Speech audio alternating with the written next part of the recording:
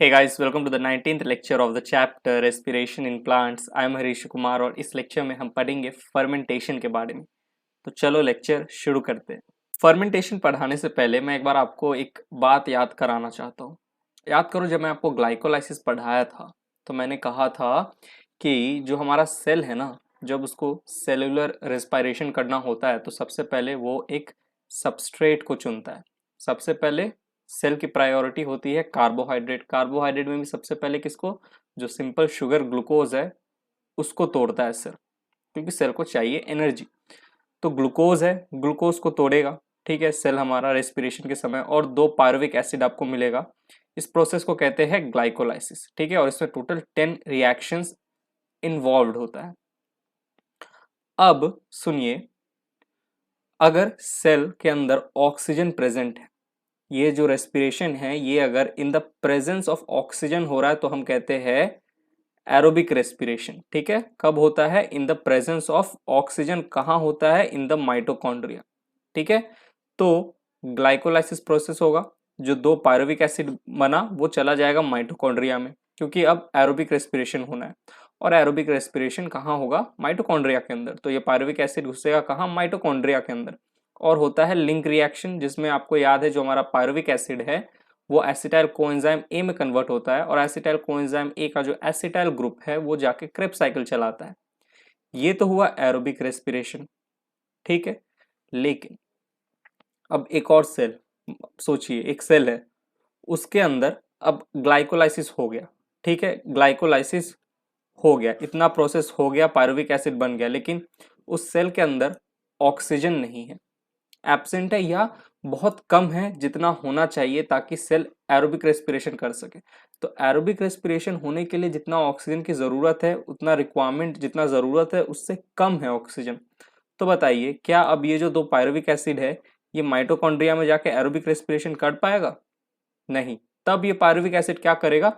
तो उस सेल में जिसमें ऑक्सीजन कम होता है रिक्वायरमेंट के हिसाब से, जितना चाहिए उससे कम होता है या एब्सेंट होता है, उस सेल में होता है एनएरोबिक रेस्पिरेशन। एनएरोबिक रेस्पिरेशन अगर प्लांट सेल में हो रहा है तो बनता है इथेनॉल, और अगर यही एनएरोबिक रेस्पिरेशन एनिमल सेल में होगा तो बनेगा लैक्टिक एसिड, ठीक है, लैक्टिक एसिड।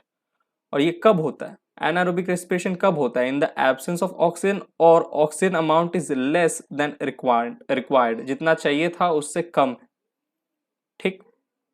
समझे बात को? तो आपको क्या पता चला? ग्लाइकोलाइसिस तो कॉमन है, एनारोबिक के टाइम भी होगा, एरोबिक के टाइम भी होगा। ग्लाइकोलाइसिस प्रोसेस इज कॉमन, ठीक है। अब ग्लाइकोलाइसिस के बाद अगर एरोबिक रेस्पिरेशन होना है तो ये पायरुविक एसिड चला जाएगा माइटोकॉन्ड्रिया में। एरोबिक रेस्पिरेशन कब होता है?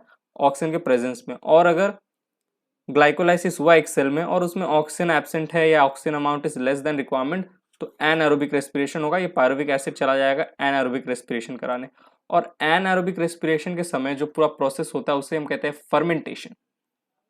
एनएरोबिक कंडीशन में अगर रेस्पिरेशन चल रहा है, ठीक है, तो हम उसे कहते हैं फर्मेंटेशन। फर्मेंटेशन हो रहा है, जिसके बारे में अभी हम पढ़ने वाले, ठीक। तो चलो अब हम फर्मेंटेशन टॉपिक को पढ़ना शुरू करते हैं। तो moving on to the next slide.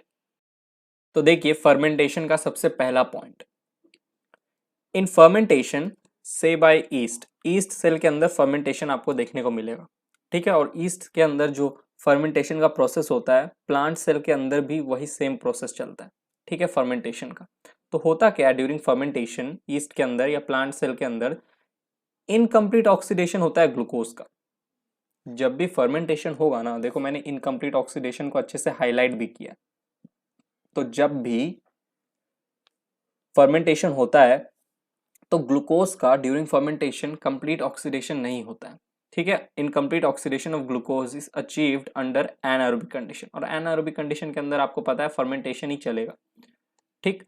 तो इसको मैं ऐसे समझाता हूँ, समझिए आप। जब मैं आपको एरोबिक रेस्पिरेशन पढ़ा रहा था तो क्या हो रहा था? ग्लाइकोलाइसिस के समय ग्लूकोज से पायरुविक एसिड बनता था। ग्लूकोज का कंप्लीट ऑक्सीडेशन होता था जब ग्लूकोज पायरुविक एसिड में कन्वर्ट होता था? नहीं, कुछ ऑक्सीडेशन होता था, लगभग कुछ हद तक। फिर वो जो पायरुविक एसिड है लिंक रिएक्शन में एंटर करता था, फिर क्रेब्स साइकिल में जाता था और कंप्लीट ऑक्सीडेशन हो जाता था फिर उस ग्लूकोज का। तो ग्लूकोज का थोड़ा ऑक्सीडेशन होता था कब? ग्लाइकोलाइसिस के टाइम, और कंप्लीट हो जाता था लिंक रिएक्शन और क्रेब्स साइकिल के टाइम, ठीक है। लेकिन अब हम बात करते हैं एनारोबिक कंडीशन के समय चलने वाले फर्मेंटेशन प्रोसेस की। एनारोबिक कंडीशन के समय जब फर्मेंटेशन होता है तब भी ग्लाइकोलाइसिस होता है। तो ग्लाइकोलाइसिस के समय ग्लूकोज पायरुविक एसिड में कन्वर्ट होता है। कंप्लीट ऑक्सीडेशन हुआ क्या यहाँ पे ग्लूकोज का? नहीं। पर यहाँ पे देखो, अब एनारोबिक कंडीशन में लिंक रिएक्शन और क्रेब्स साइकिल तो नहीं चलेगा, तो आगे और फर्दर ऑक्सीडेशन नहीं होगा, ठीक है, ग्लूकोज का। तो उस ग्लूकोज का इनकम्प्लीट ऑक्सीडेशन ही हो पाता है, ठीक है। Incomplete oxidation of glucose is achieved under anaerobic condition. जब एनारोबिक कंडीशन होगा, फर्मेंटेशन प्रोसेस चलेगा, तो आपको अच्छे से ये स्टेटमेंट याद रखना है कि इनकम्प्लीट ऑक्सीडेशन हो रहा है ग्लूकोज का। एरोबिक रेस्पिरेशन के समय कंप्लीट ऑक्सीडेशन हो जाता है। एनारोबिक कंडीशन के समय जब फर्मेंटेशन चलता है सेल के अंदर, तो ग्लूकोज का क्या होगा? इनकम्प्लीट ऑक्सीडेशन, ठीक है। चलिए अब ये स्टेटमेंट वापस से पढ़िए।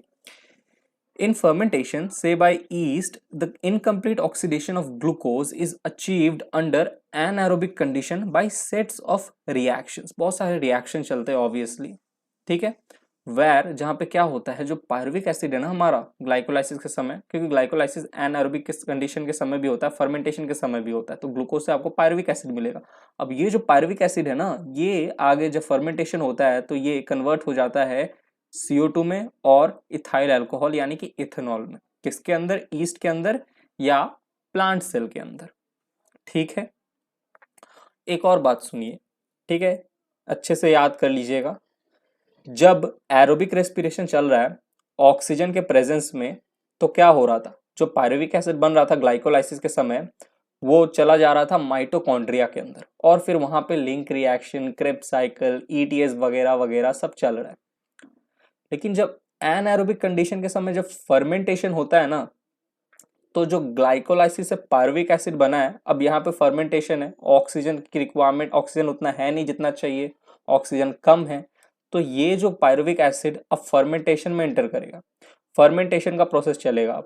अब फर्मेंटेशन जब होगा इस पायरुविक एसिड से, ठीक है, तो ये जो पायरुविक एसिड है, अब देखो यहाँ तो एरोबिक रेस्पिरेशन है नहीं, तो क्या ये पायरुविक एसिड माइटोकॉन्ड्रिया में जाता है? नहीं। तो ड्यूरिंग एनाएरोबिक कंडीशन एक सेल में अगर फर्मेंटेशन चल रहा है, तो ग्लाइकोलाइसिस सेल के साइटोप्लाज्म में होता है, और फर्दर जो प्रोसेस है फर्मेंटेशन के, वो भी साइटोप्लाज्म में ही होंगे। और इस दौरान, फर्मेंटेशन के दौरान, इनकम्प्लीट ऑक्सीडेशन होता है ग्लूकोज का, ठीक है। बनता है पायरुविक एसिड और वो कन्वर्ट होता है CO2 और इथेनॉल में, किसके अंदर? ईस्ट या प्लांट सेल के अंदर, ठीक है। तो ये जो पूरा प्रोसेस है कहाँ हुआ है? साइटोप्लाज्म में। कोई माइटोकॉन्ड्रिया जैसा सेल ऑर्गेनेल इन्वॉल्व नहीं है ड्यूरिंग फर्मेंटेशन। चलिए अब आगे बढ़ते हैं। The enzymes pyruvic acid decarboxylase and alcohol dehydrogenase catalyze these reactions। जो पायरुविक एसिड से CO2 बनने वाला जो रिएक्शन है ना, देखो पायरुविक एसिड से आपको CO2 निकालना है, तो इसके लिए एक एंजाइम काम करेगा, पायरुविक एसिड डिकार्बोक्सिलेज। एक और एंजाइम काम करता है जिसका नाम है अल्कोहल डिहाइड्रोजिनेस। वो क्या करता है? फर्मेंटेशन के टाइम पे पायरुविक एसिड से इथाइल अल्कोहल फॉर्मेशन कराने में मदद करता है। कौन सा एंजाइम? Alcohol dehydrogenase. और पायरुविक एसिड से जब CO2 बनता है, CO2 जब आप निकालोगे, CO2 निकालने के प्रोसेस को क्या कहते हैं हम? डिकार्बोक्सिलेशन। तो कौन सा एंजाइम काम करेगा जब आप पायरुविक एसिड से CO2 निकाल रहे हो? बोलो, पायरुविक एसिड डिकार्बोक्सिलेज। चलो अब आगे बढ़ते हैं। Other organisms like some bacteria produce lactic acid from pyruvic acid. Bacteria के अंदर जो फर्मेंटेशन चलने वाला प्रोसेस है, वैसे एनिमल सेल के अंदर भी चलता है, ठीक है। तो ईस्ट के अंदर जो फर्मेंटेशन प्रोसेस चलेगा वैसे प्लांट सेल के अंदर चलता है, और बैक्टीरिया के अंदर जैसे चलता है वैसे एनिमल सेल के अंदर चलता है। तो एनिमल सेल या बैक्टीरिया के अंदर जो फर्मेंटेशन होता है, तो क्या होता है? जो लैक्टिक एसिड है हमारा, वो जो पायरुविक एसिड है हमारा, वो लैक्टिक एसिड में कन्वर्ट हो जाता है, रिड्यूस हो जाता है। तो आपने क्या सीखा? प्लांट सेल या ईस्ट में जब फर्मेंटेशन हो रहा है ड्यूरिंग एनाएरोबिक कंडीशन, तो क्या बन रहा है? CO2 और इथेनॉल।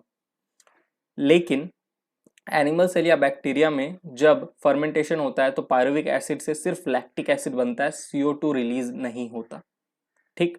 अब आप पूछोगे सर एनिमल सेल में कब होता है फर्मेंटेशन? तो सुन लो, in animal cell also like muscles, जैसे कि मसल्स ड्यूरिंग एक्सरसाइज, जब आप एक्सरसाइज करते हो, बहुत स्ट्रेनस एक्टिविटी, दौड़ते भागते हो, वजन उठाते हो, लिफ्टिंग करते हो, ठीक है, तो क्या होता है, जो ऑक्सीजन होता है ना वो अच्छे से आपके सेल के अंदर नहीं पहुंच पाता। तो ऑक्सीजन कैसा होता है, इनएडिक्वेट फॉर सेलुलर रेस्पिरेशन। ठीक है, एनिमल सेल के अंदर ऑक्सीजन सही से नहीं पहुंच पाता, लाइक मसल्स ड्यूरिंग एक्सरसाइज। जब आप एक्सरसाइज कर रहे होते तो मसल्स तक सही से ऑक्सीजन नहीं जाता। तो क्या हो गया, एनएरोबिक कंडीशन डेवलप हो गया। एनएरोबिक कंडीशन के समय कैसा सेलुलर रेस्पिरेशन होगा, आप बोलोगे एनएरोबिक सेलुलर रेस्पिरेशन होगा। एनएरोबिक यानी कि फर्मेंटेशन होगा, और इस दौरान पायरुविक एसिड जो है वो रिड्यूस हो जाता है लैक्टिक एसिड में, और यहाँ पे जो एंजाइम काम करता है वो है लैक्टेट डिहाइड्रोजिनेस। ठीक है, पायरुविक एसिड से CO2 जब रिलीज हो रहा था तो यहाँ कौन सा एंजाइम काम कर रहा था, पायरुविक एसिड डिकार्बोक्सिलेज। और पायरुविक एसिड से इथेनॉल भी बन रहा था, तो यहाँ पे एंजाइम काम कर रहा था alcohol dehydrogenase. But animal cell और बैक्टीरिया में जब पायरुविक एसिड से लैक्टिक एसिड बनता है तो यहाँ पे जो एंजाइम इन्वॉल्व होता है वो है लैक्टेट डिहाइड्रोजिनेस। आपको ये भी याद रखना है। अब आया हमारा 5वां पॉइंट। ठीक है, ये इंपॉर्टेंट है, सुनिए। The reducing agent is NaDH2 which is reoxidised to NAD+ in both the processes.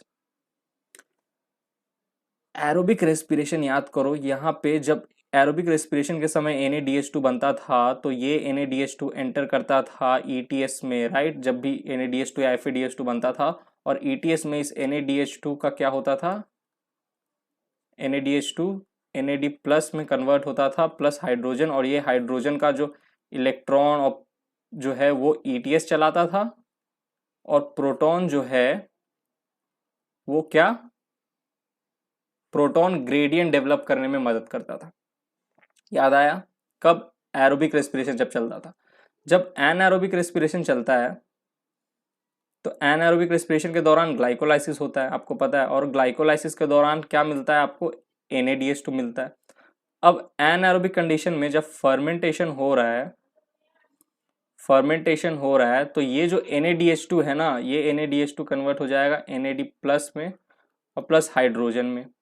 ठीक है, और ये NAD+ में, ठीक है, और ये NAD+ वापस कहाँ काम आता है, ग्लाइकोलाइसिस में। क्योंकि ग्लाइकोलाइसिस में जब NaDH2 बनता है तो NAD+ के साथ हाइड्रोजन जुड़ता है, और तब जाके आपको NaDH2 मिलता है, राइट।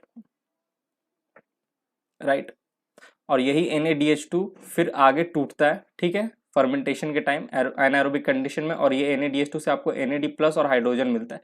ये जो हाइड्रोजन है ये प्लांट सेल में तो मदद करता है इथेनॉल का फॉर्मेशन कराने में, ठीक है, और एनिमल सेल में मदद करता है लैक्टिक एसिड के फॉर्मेशन कराने में।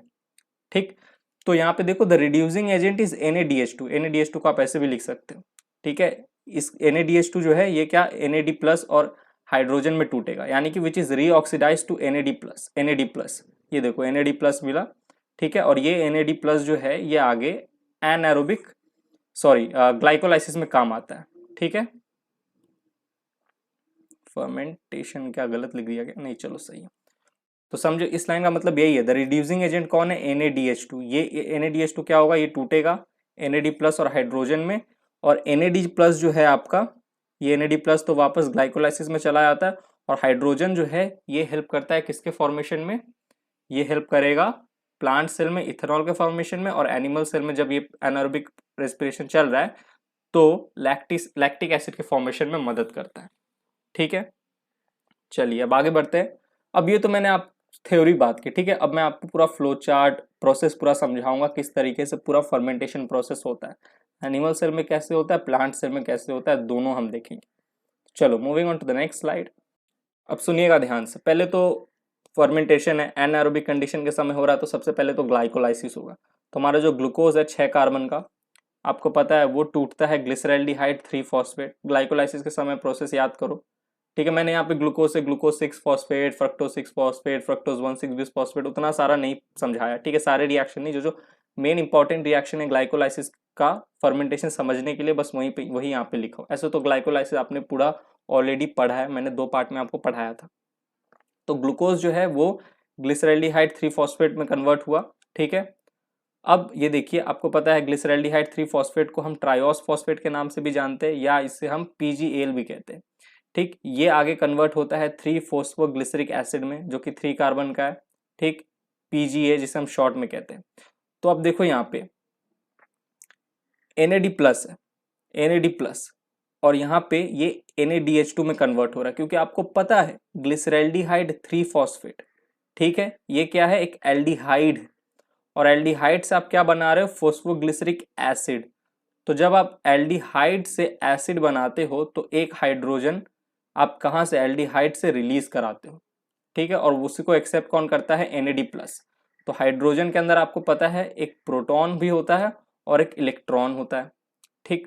तो यहाँ पे क्या हुआ, ऑक्सीडेशन हुआ, ठीक है, आपने एल्डिहाइड से एसिड जब बनाया तो आपने एक हाइड्रोजन निकाला, तो आपने कहा ऑक्सीडेशन हो रहा है ग्लिसरैल्डिहाइड 3 फॉस्फेट का, यहाँ से आप हाइड्रोजन को निकाल रहे हो, और रिडक्शन हो रहा है NAD प्लस का, ठीक है, NAD प्लस के साथ हाइड्रोजन जाके जुड़ रहा है, तो जिसके साथ हाइड्रोजन जाके जुड़ेगा उसका रिडक्शन हो रहा है, और जहां से हाइड्रोजन निकला उसका ऑक्सीडेशन हो गया। तो ग्लिसरैल्डिहाइड 3 फॉस्फेट जब एसिड में कन्वर्ट होगा 3 फोस्फोग्लिसरिक एसिड में, तो ग्लिसरैल्डिहाइड 3 फॉस्फेट से हाइड्रोजन निकलेंगे, तो ग्लिसरैल्डिहाइड 3 फॉस्फेट का तो ऑक्सीडेशन होगा, और जो हमारा NAD प्लस है इसके साथ ये हाइड्रोजन जाके बाइंड करेगा, NAD प्लस जो है वो हाइड्रोजन को एक्सेप्ट करेगा, तो NAD प्लस का क्या हो जाएगा, रिडक्शन, ठीक। और यहाँ पे इस प्रोसेस के दौरान सबस्ट्रेट लेवल फॉस्फोराइलेशन से आपको 2 ATP मिलेगा, ठीक है, 2 ATP मिलेगा। अब यहाँ सुनिए ध्यान से, हम ग्लूकोज में 6 कार्बन है, ठीक है, उससे हमने ग्लिसरैल्डिहाइड 3 फॉस्फेट बनाया 3 कार्बन का, यानी कि 2 ग्लिसरैल्डिहाइड 3 फॉस्फेट बनेगा, ठीक है, ऐसे 2 बनेंगे। एक आप याद करो DHAP बनता था, DHAP भी फिर वापस ग्लिसरैल्डिहाइड 3 फॉस्फेट में कन्वर्ट हो जाता था, क्योंकि दोनों एक दूसरे के आइसोमर है, ठीक है। तो फाइनली आपको 2 ग्लिसरैल्डिहाइड 3 फॉस्फेट मिलते थे। अब 2 ग्लिसरैल्डिहाइड 3 फॉस्फेट है, आगे जाके 2 3 फोस्फोग्लिसरिक एसिड बनाएंगे, ठीक, समझ रहे हो ना, ये तो बेसिक मैथ्स कैलकुलेशन है। एक ग्लूकोज से आपने 2 ग्लिसरैल्डिहाइड 3 फॉस्फेट बनाया, और 2 ग्लिसरैल्डिहाइड को आप 2 फोस्फोग्लिसरिक एसिड 3 फोस्फोग्लिसरिक एसिड में कन्वर्ट किए। अब ये आगे 2 और फोस्फोइनॉल पायरुविक एसिड में कन्वर्ट होगा, जो कि 3 कार्बन का है, और आपको पता है ग्लाइकोलाइसिस के समय ये जो 2 फोस्फोइनॉल पायरुविक एसिड है ये आगे 2 पायरुविक एसिड में कन्वर्ट होता है, 3 कार्बन ईच, 2 इंटू 3। तो ग्लूकोज के जो 6 कार्बन थे, यहाँ पे देखो 6 कार्बन बैलेंस हो गए, 2 मॉलिक्यूल पायरुविक एसिड का बना है, 3 कार्बन प्लस 3 कार्बन का, यानी कि 6 कार्बन, ठीक। चलो अब यहाँ ध्यान से सुनना, ये तो यार ये तो तुम्हें ऐसे भी पता है, ये तो मैंने ग्लाइकोलाइसिस समझाया, इसमें थोड़ी कुछ मैंने अचुम्भा समझा दिया, ये इतना तो तुम्हें पता ही है। अब यहाँ से ग्लाइकोलाइसिस हो गया, अब होगा क्या, फर्मेंटेशन वाला प्रोसेस में पहले तो ग्लाइकोलाइसिस हो गया, अब आगे का रिएक्शन होगा। और आपको पता है जब फोस्फोइनॉल पायरुविक एसिड में कन्वर्ट होता है तो यहाँ पे आपको 2 ATP मिलते हैं। जब 2 फोस्फोइनॉल पायरुविक एसिड 2 पायरुविक एसिड में कन्वर्ट होगा तो आपको 2 ATP मिलेंगे, ठीक। तो कितने ATP, यहाँ पे भी SLP से, तो कितने ATP आपको मिले, 2 ATP प्लस करो, प्लस यहाँ पे 2 ATP मिले, क्योंकि 2 ग्लिसरैल्डिहाइड 3 फॉस्फेट थे, आपने 2 फोस्फोग्लिसरिक एसिड बनाया तो 2 ATP मिले, ठीक है। एक ग्लिसरैल्डिहाइड 3 फॉस्फेट को एक फोस्फोग्लिसरिक एसिड में कन्वर्ट करोगे तो 1 ATP, आपने 2 को किया तो इसीलिए 2 ATP, ठीक, टोटल 4 ATP। पर आप याद कीजिए ग्लाइकोलाइसिस के टाइम 2 ATP यूटिलाइज भी होता है, ग्लाइकोलाइसिस का जो फर्स्ट और थर्ड रिएक्शन है वहां पे एक ATP यूटिलाइज होता है, तो -2 ATP, तो नेट गेन कितना का हुआ, 2 ATP का। ये तो ग्लाइकोलाइसिस मैंने आपको समझाया। अब यहां से देखो ईस्ट और प्लांट सेल के अंदर क्या होगा, एनारोबिक कंडीशन के टाइम पे ग्लाइकोलाइसिस हो गया, अब ये जो ईस्ट और प्लांट सेल है इसके अंदर O2 जो है कम है, लेवल रिक्वायरमेंट जितना चाहिए एरोबिक रेस्पिरेशन के लिए उससे कम है, तो अब क्या होगा, प्लांट सेल और ईस्ट में एनारोबिक रेस्पिरेशन होगा, यानी कि फर्मेंटेशन होगा। और इसके दौरान क्या होता है, जो हमारा पायरुविक एसिड है ये एसिटल्डिहाइड में कन्वर्ट होता है, एसिटल्डिहाइड, ठीक है, एसिड एल्डिहाइड में, जो कि 2 कार्बन का है। तो यहाँ 3 कार्बन था, ये 2 कार्बन।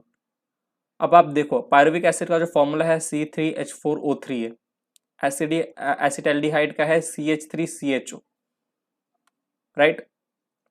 तो यहाँ तो पहले देखो 3 कार्बन 2 कार्बन में कन्वर्ट हुआ, C3 था, यहाँ 1 कार्बन और 2 कार्बन, यहाँ पे C2 है, तो 1 कार्बन पायरुविक एसिड से CO2 के फॉर्म में निकल गया बाहर, समझे बात को। एक पायरुविक एसिड का फॉर्मूला है C3H4O3 और एक एसिटल्डिहाइड का फॉर्मूला है CH3CHO। 3 कार्बन से 2 कार्बन का कंपाउंड बना रहे हो तो यहाँ पे क्या हो गया, D carboxylation, enzyme pyruvic acid D carboxylation, जो कि मैंने आपको ऑलरेडी बोला था। बोरिंग तो नहीं लग रहा ना लेक्चर, क्योंकि चैप्टर का जब एंड होने वाला रहता है ना तो लेक्चर्स बोरिंग लगने लग जाते हैं। शुरू शुरू में चैप्टर में बड़ा मजा आता है, लास्ट में बोरिंग लगने लग जाता है। तो प्लीज पढ़ लो यार, कैसे भी करके, बोर्ड मत हो। पायरुविक एसिड डीकार्बोक्सिलेज यहाँ पे काम आता है। अब ये जो एसिटाल्डिहाइड है ये कन्वर्ट होता है इथेनॉल में, जो कि 2 कार्बन का है। अब यहाँ आप देखिए C2, यहाँ पे कितने हैं, C2, O कितने हैं, यहाँ 1 है, यहाँ पे भी 1 है। हाइड्रोजन एसिटाल्डिहाइड में कितने हैं, 4, 3 और 1 यहाँ, यहाँ पे कितने हैं, 5 और 1, 6 हाइड्रोजन है।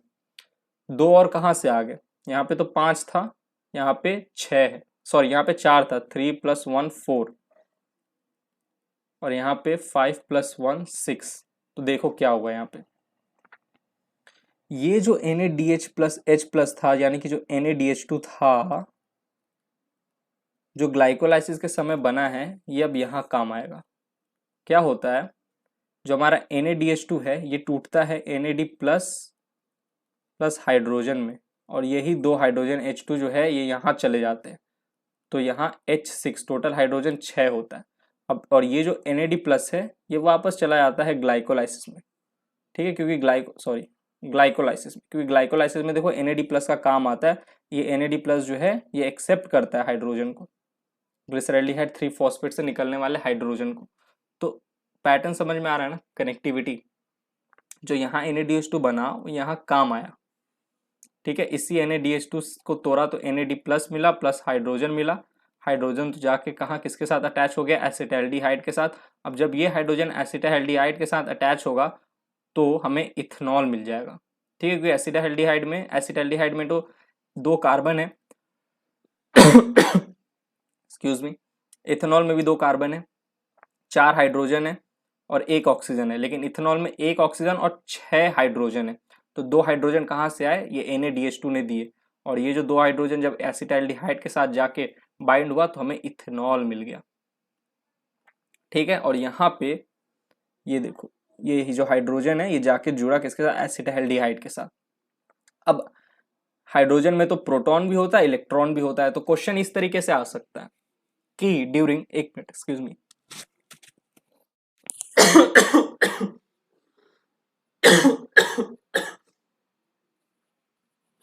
सर्दी हो गया, सर्दी, उसको मैं लगा लेता हूँ।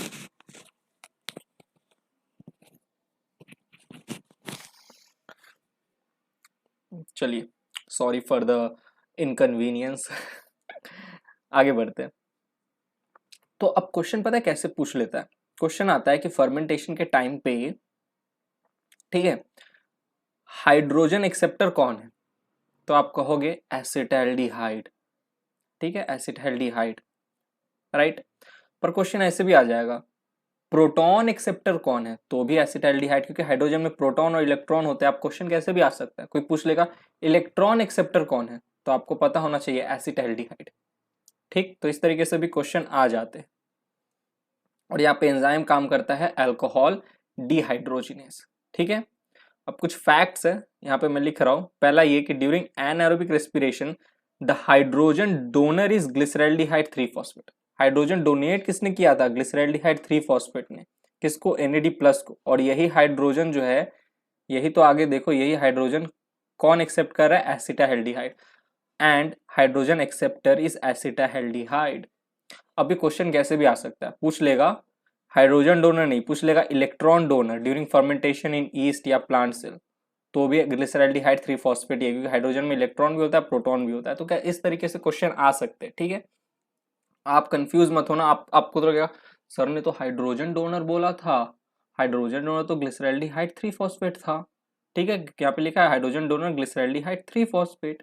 क्वेश्चन में पूछ रहा है इलेक्ट्रॉन डोनर, इलेक्ट्रॉन डोनर कहाँ था भाई कुछ फर्मेंटेशन के टाइम, तो यार हाइड्रोजन में एक इलेक्ट्रॉन और एक प्रोटॉन से तो हाइड्रोजन बनता है।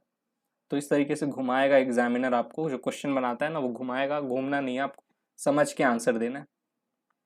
नेक्स्ट पॉइंट है, in aerobic respiration both hydrogen donor and acceptor are intermediate compounds form during the process. Anaerobic respiration, जब आप फर्मेंटेशन पढ़ रहे हो तो जिसने हाइड्रोजन डोनेट किया है वो भी कौन है, एक इंटरमीडिएट कंपाउंड। इन सबको तो आप इंटरमीडिएट कंपाउंड ही बोलोगे ना, ये सब क्या है, ये सब क्या, ये सब इंटरमीडिएट कंपाउंड है, राइट। रिएक्शन केमिकल जो पूरा प्रोसेस चल रहा है उसके बीच बीच में बन रहे हैं, तो इंटरमीडिएट कंपाउंड है। तो जो हाइड्रोजन डोनेट किया वो भी एक इंटरमीडिएट कंपाउंड है, और जो हाइड्रोजन एक्सेप्ट किया एसिटाल्डिहाइड वो भी उस प्रोसेस में बनने वाला एक इंटरमीडिएट कंपाउंड ही है। तो फर्मेंटेशन के टाइम क्या हो रहा है, देखो ये पूरा फर्मेंटेशन का प्रोसेस है, ईस्ट या प्लांट सेल में होता है। पहले तो ग्लाइकोलाइसिस हुआ, फिर उसके बाद ये इतना प्रोसेस होता है। ये सब कहाँ होता है, सेल के साइटोप्लाज्म में होता है। और इस पूरे प्रोसेस के समय जिसने हाइड्रोजन डोनेट किया है वो भी इस प्रोसेस में बनने वाला एक इंटरमीडिएट कंपाउंड है, और जिसने इस हाइड्रोजन को एक्सेप्ट किया है वो भी इस पूरे प्रोसेस में बनने वाला एक इंटरमीडिएट कंपाउंड ही है। एसिटाल्डिहाइड जिसने एक्सेप्ट किया हाइड्रोजन वो भी तो एक इंटरमीडिएट कंपाउंड है। ठीक, ये कब हो रहा है, ड्यूरिंग एनारोबिक रेस्पिरेशन। बट देखो अनलाइक एरोबिक, अनलाइक क्यों, क्योंकि एरोबिक रेस्पिरेशन में ऐसा नहीं होता। अब याद करो जब एरोबिक रेस्पिरेशन आप पढ़ रहे थे तो जो डोनेट करता है इलेक्ट्रॉन वो तो ईटीएस के टाइम पे, ईटीएस जब हो रहा था तो सारे NADH2 आ रहे थे जो लिंक रिएक्शन के समय बने हैं, राइट। जो क्रेब्स साइकिल के दौरान बने हैं, ग्लाइकोलाइसिस के दौरान बने हैं।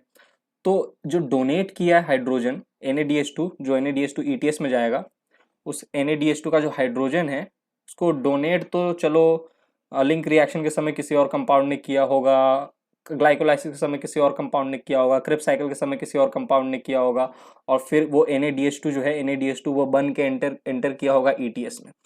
अब ETS में याद करो NADH2 NAD प्लस और हाइड्रोजन में टूटता था, और हाइड्रोजन जो था उसका इलेक्ट्रॉन घुसता था ETS में, और प्रोटॉन भी घुसता था कहाँ, PMS में जाता था, प्रोटॉन ग्रेडियंट बनाता था।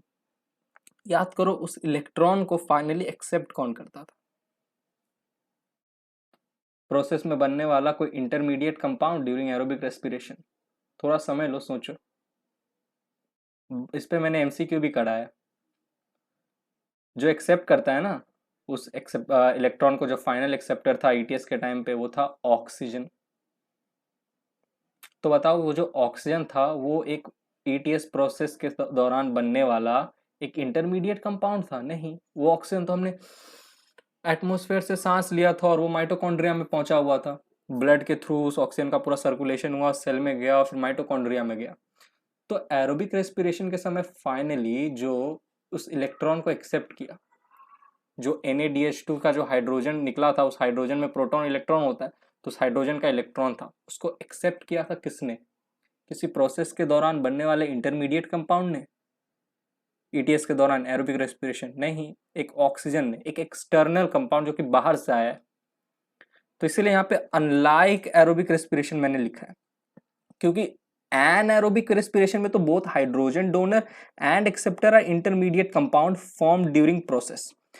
एक्सेप्टर और डोनर दोनों ही इंटरमीडिएट कंपाउंड, लेकिन एरोबिक रेस्पिरेशन में डोनर इंटरमीडिएट कंपाउंड हो सकता है। ठीक है, लिंक रिएक्शन में बनने वाला कोई इंटरमीडिएट कंपाउंड, कोई क्रेब्स साइकिल, कोई ग्लाइकोलाइसिस में बनने वाला इंटरमीडिएट कंपाउंड डोनेट करने वाला। लेकिन एक्सेप्टर, फाइनल एक्सेप्टर जो इलेक्ट्रॉन है उसका कौन था? ऑक्सीजन था। और वो ऑक्सीजन क्या एक इंटरमीडिएट कंपाउंड था? नहीं, वो तो एक्सटर्नल कंपाउंड था, बाहर से आया था, हमने एटमॉस्फेयर से लिया था। तो इसीलिए यहाँ पे मैंने लिखा है unlike aerobic respiration, anaerobic respiration में क्या होता है, दोनों हाइड्रोजन डोनर और एक्सेप्टर जो होता है वो इंटरमीडिएट कंपाउंड्स होते हैं। इतना समझ में आया? अब चलिए आगे बढ़ते हैं। अब बैक्टीरिया और एनिमल सेल में क्या चल रहा है ये तो मैंने आपको बताया, ईस्ट या प्लांट सेल की कहानी। अब मैं यहां से आपको बताने वाला हूं बैक्टीरिया या एनिमल सेल में कैसे होता है फर्मेंटेशन। तो ये जो हमारा पायरुविक एसिड है, ग्लाइकोलाइसिस तो होगा, राइट, ग्लाइकोलाइसिस हुआ, पायरुविक एसिड मिला, ये कन्वर्ट होता है लैक्टिक एसिड में। आपको पता है 3 कार्बन 3 कार्बन, यहाँ पे देखो 3 कार्बन वाला 3 कार्बन कंपाउंड में कन्वर्ट हुआ है, तो किसी तरह का कार्बन नहीं निकला, यानी कि किसी तरह का CO2 रिलीज नहीं होगा। ठीक, अब यहाँ पे देखिए अगेन ये जो NADH2 है यही वाला NADH2 है। ठीक है, इसका जो हाइड्रोजन है उसको एक्सेप्ट कौन कर रहा है? Pyruvic acid. एक फर्मेंटेशन में जो एक इंटरमीडिएट कंपाउंड है। फर्मेंटेशन, जब बैक्टीरिया एनिमल सेल में फर्मेंटेशन हुआ तो एक इंटरमीडिएट कंपाउंड बना पायरुविक एसिड, उसने एक्सेप्ट किया किसको, हाइड्रोजन को। अब हाइड्रोजन को एक्सेप्ट किया, हाइड्रोजन में आपको प्रोटॉन इलेक्ट्रॉन होता है, तो क्वेश्चन किसी तरीके से आ जाता है, इसीलिए मैंने प्रोटॉन और इलेक्ट्रॉन भी लिख दिया, ठीक। और पायरुविक एसिड देखो, इसका फॉर्मूला क्या है, C3H4O3, यहाँ पे भी C3, ठीक है, O भी 3, लेकिन H4 है और यहाँ पे H6 है, 6 है, तो NaDH2 से ये जो H2 है वो जाके जुड़ा है, ठीक है, पायरुविक एसिड के साथ 2 हाइड्रोजन और जाके जुड़ा, तो H4 जो है वो H6 हो गया, ठीक।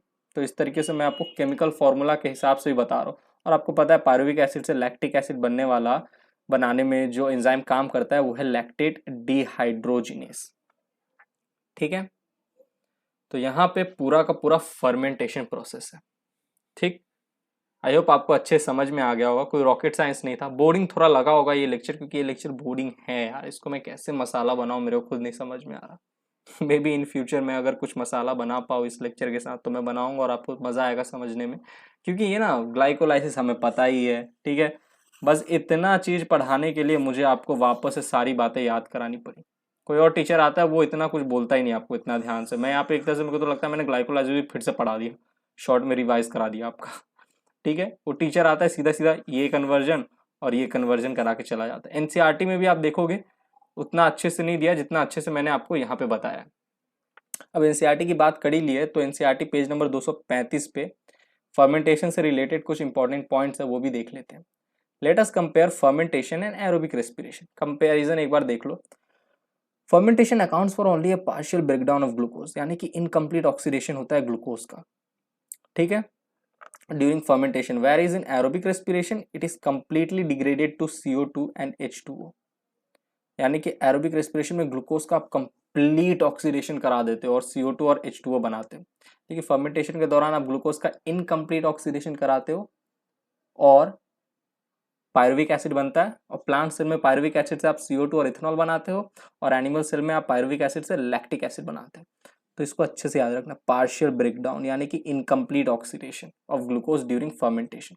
दूसरा point, in fermentation there is a net gain of only 2 molecules of ATP. आपने अभी पढ़ा, देखा मैंने पूरा फर्मेंटेशन पढ़ाया आपको, वहां पे एटीपी का नेट गेन 2 था, वो भी जो ग्लाइकोलाइसिस के समय बन रहे थे।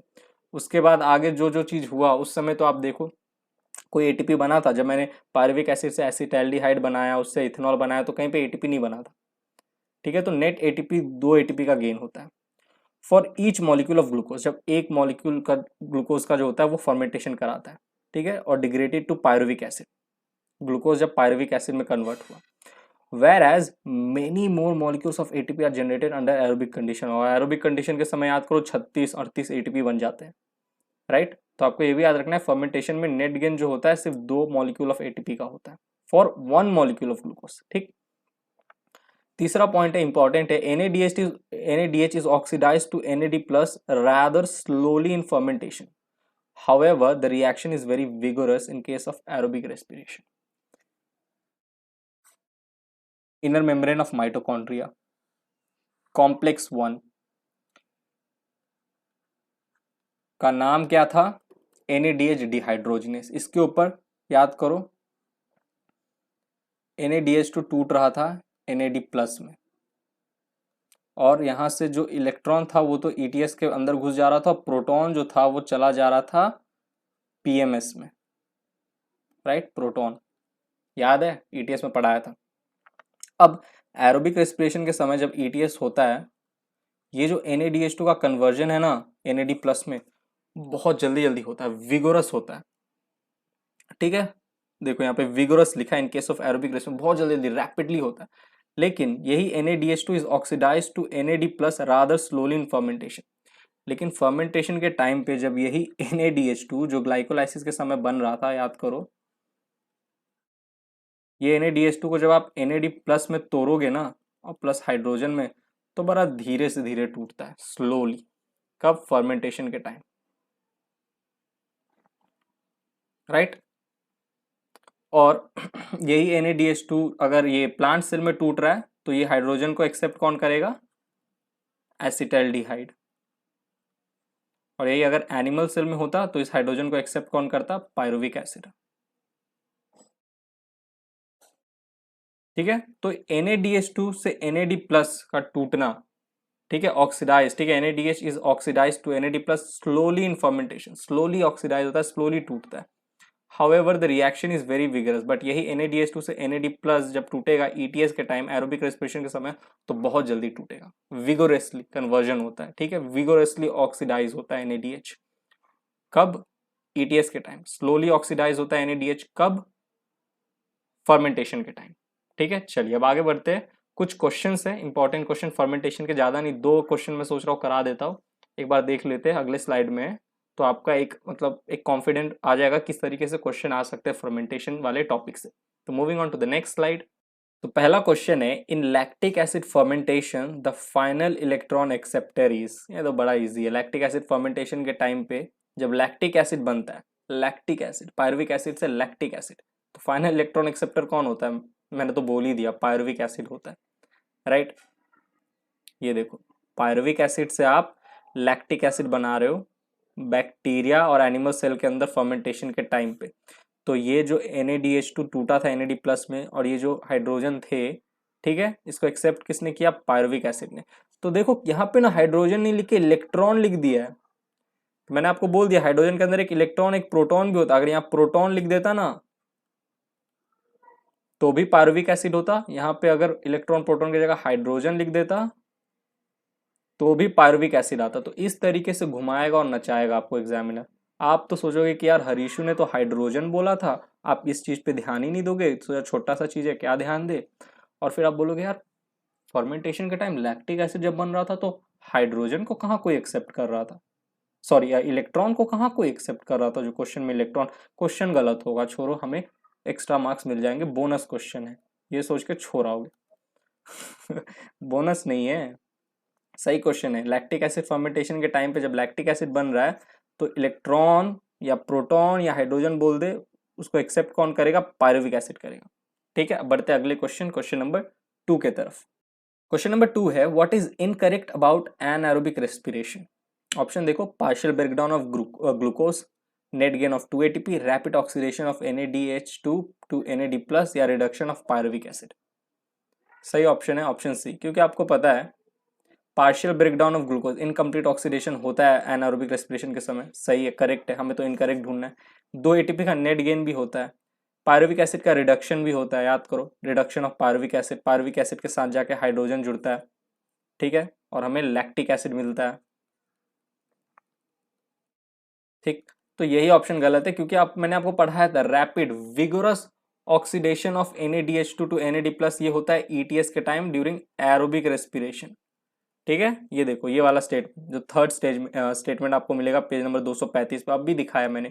NaDH2 is oxidise to NAD plus, ये NaDH2 को आप NAD प्लस NaDH भी लिख सकते हो, या NaDH प्लस H प्लस भी लिख सकते हो, कंफ्यूज मत होना, तीनों का मतलब NaDH2 ही होता है। ठीक है, इसका मतलब और इसका मतलब भी NaDH2 ही होता है। तो NaDH2 is oxidise to NAD plus slowly in fermentation, यहाँ पे रैपिड लिखा है, तो इसीलिए ये ऑप्शन गलत है। ठीक है, चलिए, ये क्वेश्चन नंबर 2 है ना, मैंने यहाँ पे गलती से 1 लिख दिया। तो आई होप आपको ये लेक्चर अच्छे समझ में आया होगा, हमने क्वेश्चन भी सॉल्व किए। ठीक है, अब मिलते हैं आपसे अगले लेक्चर में, तब तक bye, thank you, take care.